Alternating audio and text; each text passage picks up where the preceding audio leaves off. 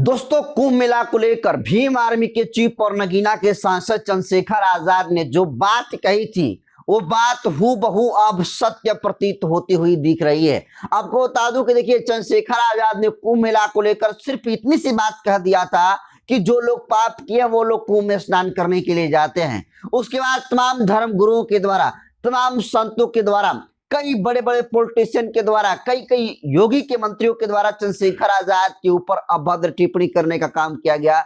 बहुत सारे लोग चंद्रशेखर आजाद के माँ बाप के ऊपर सवाल खड़ा करने का काम किया। चंद्रशेखर आजाद की पैदाइश को लेकर बात करी, चंद्रशेखर आजाद को मारने की, गर्दन काटने तक की धमकी दे डाली।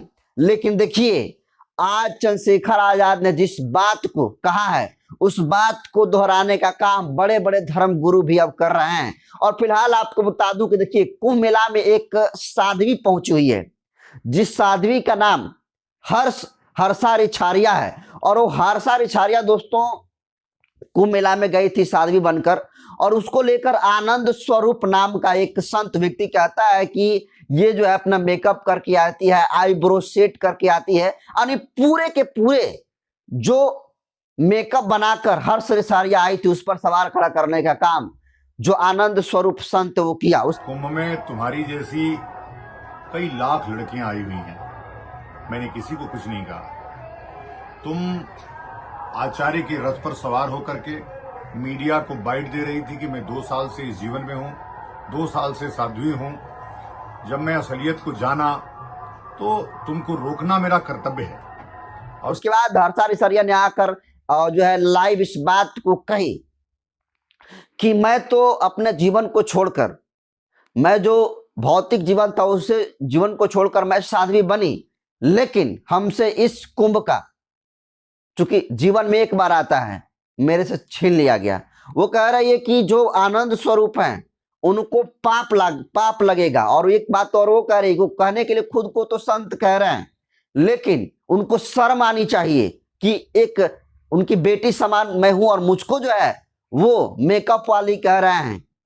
तो जरा सोचिए दोस्तों, जो हर्ष रिछारिया है वो जो है कह रही कि पाप लगेगा, यानी वही पाप की बात हर्ष रिछारिया कर रही है जिस पाप की बात चंद्रशेखर आजाद ने करी थी। आज देखिए, पूरा का पूरा कुंभ मेला दोस्तों, कौन कितना सुंदर पहना है कपड़ा, कैसा कौन कोई दिख रहा है, इस तरीके से दोस्तों बयान वायरल हो रहा है। कोई संत किसी को गाली दे रहा है, इस तरीके से बयान वायरल हो रहा है। और जिस तरीके से साधु संतों की और खासकर सनातनियों की जिस तरीके से वीडियो आ रही है दोस्तों, आम जो वहां पर लोग जा रहे हैं उनके साथ कैसा व्यवहार होता होगा उसका अंदाजा इसी से लगाइए कि जो यूट्यूबर जा रहे हैं, जो पत्रकार जा रहे हैं, उनके साथ जो बड़े बड़े संत हैं ऐसे ऐसे दुर्व्यवहार कर रहे हैं, उन्हें चिमटे से पिटाई कर रहे हैं, उन्हें माँ बाप की देकर गाली दे रहे हैं, और ये तमाम दोस्तों संत गुरु कर रहे हैं। लेकिन जरा कल्पना करिए, हर्ष रिछारिया ने क्या कहा कि मैं सुंदर हूं, मेरे के ऊपर लोग टिप्पणी कर रहे हैं, और साधु संत। तो आप जरा सोचिए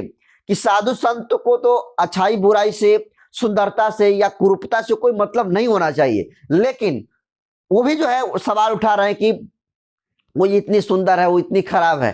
तो आप अंदाजा लगाइए कि साधु संतों के मन में भी क्या चल रहा है। हर्ष रिछारिया ने कहा है, ये कहने के लिए खुद तो साधु बनते हैं, लेकिन जिस तरीके से बयान मेरे प्रति दे रहे हैं, इनको शर्म आनी चाहिए। यानी जो हर्ष रिछारिया का सवाल है दोस्तों, वो साधु संत को ऊपर भी सवाल खड़ा कर रहा है। और जो हर्ष रिछारिया उसका कहना है, ये कहने के लिए खुद को तो संत है, यानी वो खुद को घोषित संत, जो जितने सारे लोग पहुंचे उनको कह रही है हर्ष रिछारिया। तो अब जरा कल्पना करिए, हर्ष रिछारिया ने कुंभ मेला में आए हुए सारे संतों की, सारे सनातनियों को पोल खोलने का काम किया है। और एक तरीके से इस बात को कहूं तो भीम आर्मी के चीफ चंद्रशेखर आजाद के समर्थन में कूद गई है हर्षा रिछारिया, जो कि सुंदर साध्वी थी, और सबसे ज्यादा अभी ट्रेंडिंग में जो है हर्ष रिछारिया चल रही है। लेकिन जरा कल्पना करिए, जिस पाप की बात चंद्रशेखर आजाद ने बात करी थी, उसको लेकर पूरे देश भर के जो घनघोर जातिवादी हैं, जो संत हैं, जो स्वघोषित संत हैं, वो चंद्रशेखर को गला काट करके गंगा में प्रवाहित करने की बात कह रहे थे। लेकिन आज देखिए,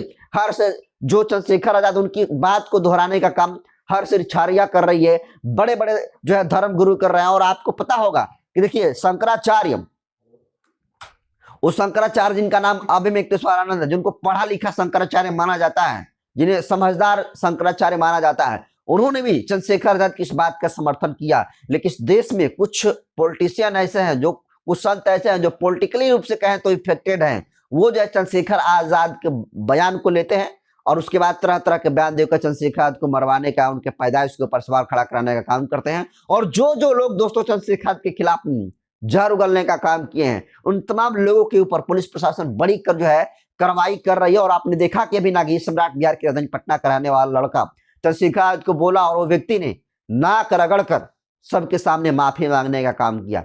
तो जरा कल्पना करिए, चंद्रशेखर आजाद जो बात बोले तो उस बात को अब सुंदर साध्वी जिसका नाम हर्षा रिछारिया है, वो भी कह रही है कि मेरे साध्वी बनने पर जो सवाल खड़ा कर रहे हैं, मेरे मेकअप पर जो सवाल उठा रहे हैं, मेरे सुंदरता पर जो सवाल उठा रहे हैं, मेरे को रील वाली लड़की बतला रहे हैं, उन तमाम संतों को पाप लगेगा, पाप। सोचिए, अब पाप पुण्य की बात जो अक्सर सनातनियों के द्वारा की जाती है, कुंभ मेला को लेकर की जाती है, और उस सच को चंद्रशेखर ने बोला था, अब उस सच को दोहराने का काम हर्षा ने किया है। और हर्षा ने इस बात को कहकर साबित कर दिया कि चंद्रशेखर ने जो बात कही है वो एकदम 100% सत्य है। क्योंकि अगर वो सत्य नहीं होता तो इस तरीके से कुंभ में स्नान करके और खुद को जो है पापों से मुक्त करने का दावा बड़े बड़े संत और धर्मगुरु नहीं करते। लेकिन जरा कल्पना करिए कैसे कैसे संत आए हैं, जो कि वेशभूषा तो संतों की है, जो आभूषण पहने हैं, जो वेश उनका है, जो कपड़ा है वो तो संतों वाली है, जटा भी संतों वाली पहने हुए, पूरा रंग रूप और बॉडी का स्ट्रक्चर संतों वाली है।